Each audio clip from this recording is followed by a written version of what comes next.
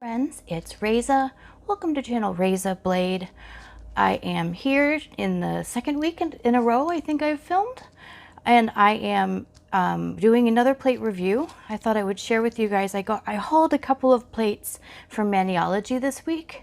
They're part of the well, this one of them is part of the Create Your Own series that they did last year, where they had a competition and a bunch of people had the opportunity to have their designs put onto a Maniology plate. So they're slowly releasing these over the course of the year, and at least that's the announcement that I read, and so far that's borne out. So this one is the most recent one, M092, that has come out, and I have a geometric plate, M090, that I am reviewing today as well. So I have a couple of sample manis to show you, as well as a couple swatch sticks that I did to kind of try out other looks, and I have swatches as well to show you how well these stamp. So first, I'm going to go ahead and remind you that if you enjoy this video, please click like, click subscribe, click that little bell so that you get notified every time I release a video. It'll let you choose how often you want to be notified. And share it with a friend, or share it on a page if you think that my content would be interesting to anyone. Here is the first plate that I want to go into because I'm really excited about this one. So we have a skull-faced pirate here. I don't know if you can see that. You'll see it in this swatch if you have trouble visualizing things on the plate. Here's some dragon skin, a dragon's eye. I actually can't make this out. It's very small and my vision is not amazing. So if you know what this is, please tell me in the comments. I really do want to know.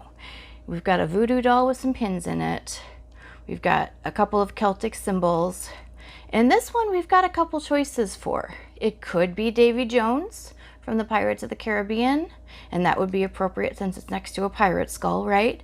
But it could also be one of the Ood without their little talkie globes from Doctor Who.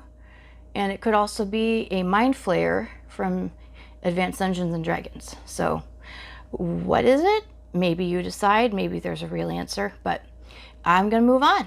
So this one is the Celtic Tree of Life.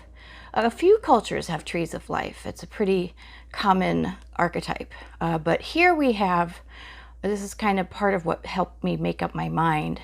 We've got some either Norse or Celtic. The Vikings did intermingle with the Celts to give us the population of the British Isles. So anyway, but here, this wheel here, it really kind of looks like OM to me, or a variation of OM. If you know precisely what this wheel is, let me know. But Celtic OM, that old language, is what I thought, perhaps.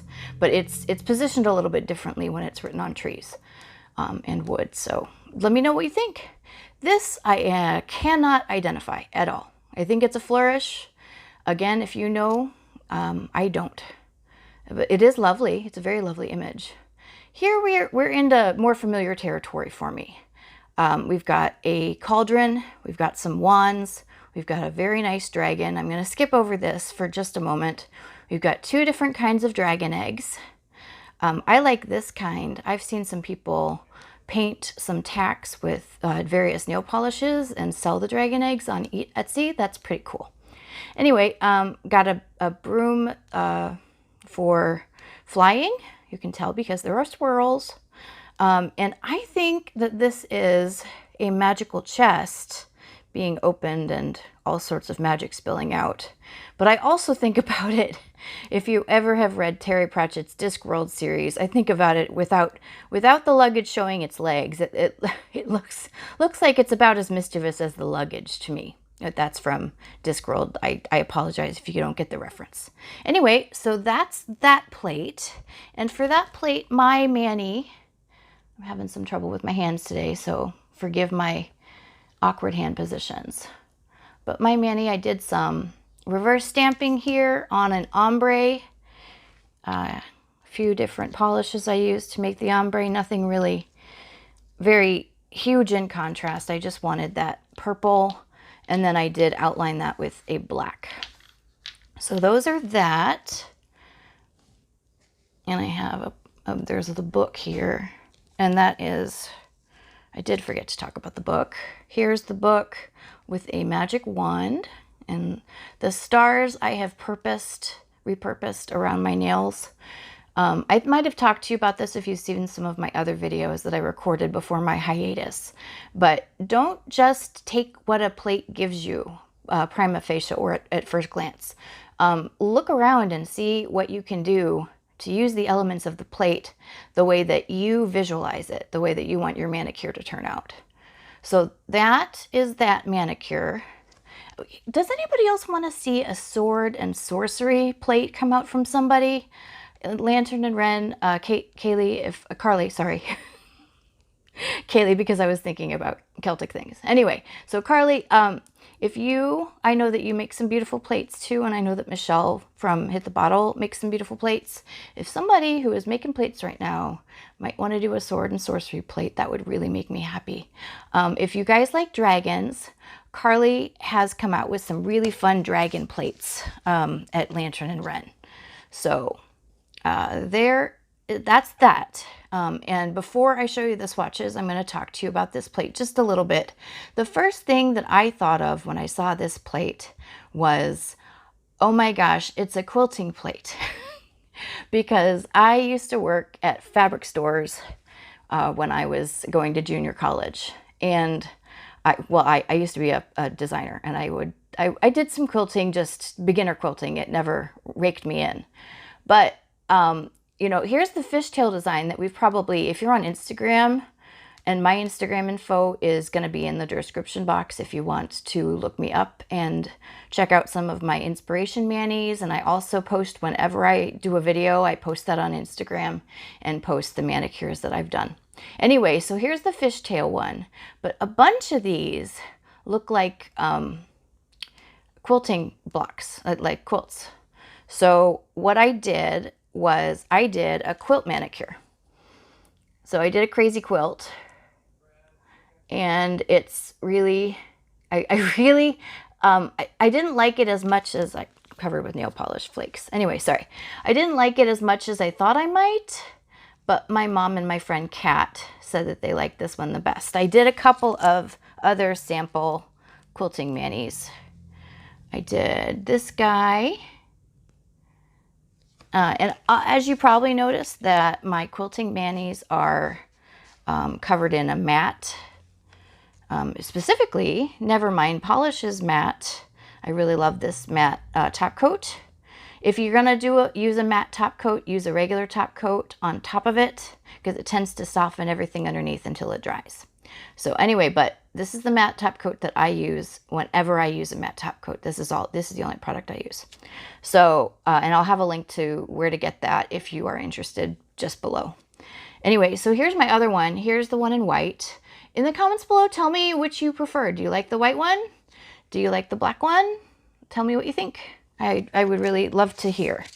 The other shapes I have, here's some simple triangles for some geometric work. I mean, this too, this is a really neat sort of 3D image if you look at it right, but it's also a quilt. Like, I've seen this quilt. So here's some scribbles that, I mean, I've seen people that base their quilts that way. I mean, that quilt their quilts that way. The seams all are sort of just everywhere, but that's not a quilt that I can particularly think of. This reminded me, if you stamp this and then you turn this upside down and stamp the bottom, then to me it looks like you'll have an ICAT diamond. Now, I could be wrong, but it looks like that to me. So if you're interested in trying your hand at the ICAT pattern and you don't have a plate with that, you can at least play around with this to begin with, especially if you have some shorter, more manageable nails. It'll look just right. Anyway, so those are my two plates for today. I'm not forgetting, here come my swatches. I've talked a little bit more than I usually do. Again, both of these plates are really great for reverse stamping or decal making, which I tend to do a lot of reverse stamping. This one was super easy. All I did was a smush of about like 10 random polishes over a white underwear coat. And then I did my stamping in black and then a matte top coat. So that's how I did those. I know you guys like to hear how I do them. All right, so here are my swatches so that you can see. I'm going to get real close so that you can see all of this.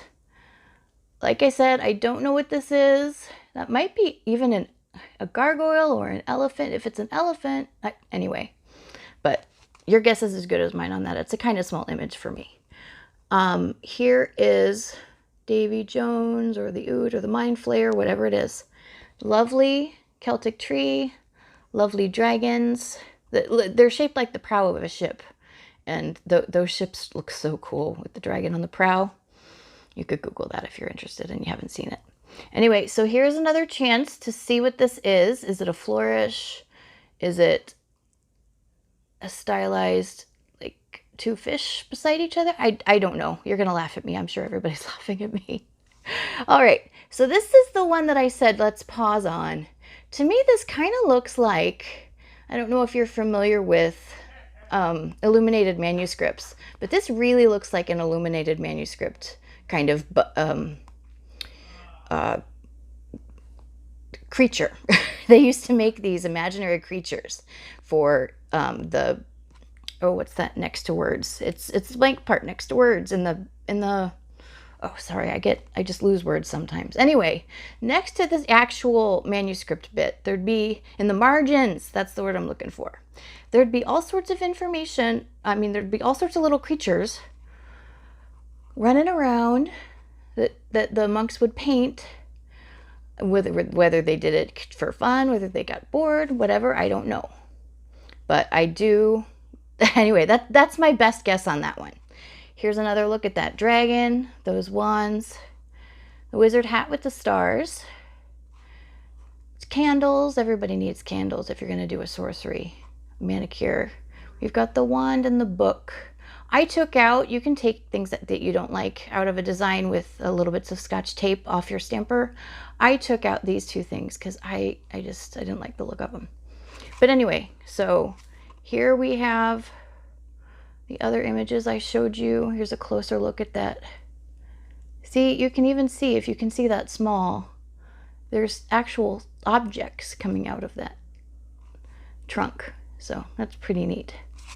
All right, so here we've got our geometry.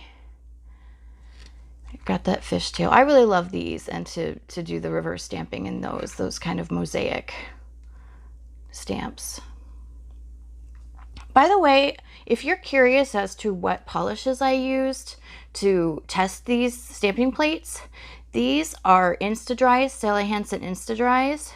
And these, the metallic ones, guess what? Those are LA Colors metallic polishes, and I left them open for about 24 hours to thicken them up.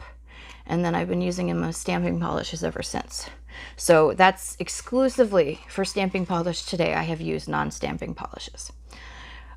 You're probably getting a little done, and I'm actually done with my information for you. So again, subscribe, like, comment, let me know what you think of these. Let me know if you like the plates, and let me know if you like hearing from me weekly, because I do have a goal to be keeping up on this. So I really hope to see you guys next week. I don't have anything to tease you with as far as what I am going to review, because I have approximately 70 plates to review still. So, you know, it's a grab bag. But I will see you guys later. Let me know if you have any special requests, and I'll see you next week.